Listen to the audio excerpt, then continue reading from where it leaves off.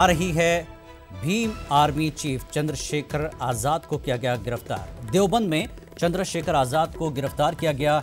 UP police ने Bhim army chief को गिरफ्तार किया है। बड़ी खबर इस वक्त की, भीम आर्मी चीफ चंद्रशेखर आजाद को गिरफ्तार किया गया है।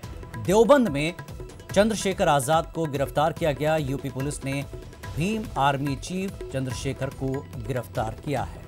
मजीद तफसीलात का इंतजार है। बड़ी खबर इस वक्त की, यूपी पुलिस ने देवबंद में भीम आर्मी चीफ चंद्रशेखर आजाद को गिरफ्तार किया है।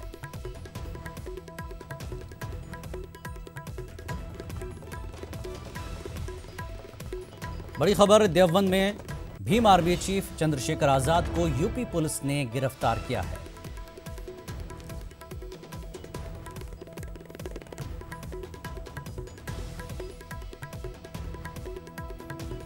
एक बार फिर आपको बता दें, भीम आर्मी चीफ चंद्रशेखर आजाद को गिरफ्तार किया गया। देवबंद में चंद्रशेखर आजाद को गिरफ्तार किया गया है और यूपी पुलिस ने चंद्रशेखर आजाद को गिरफ्तार किया है।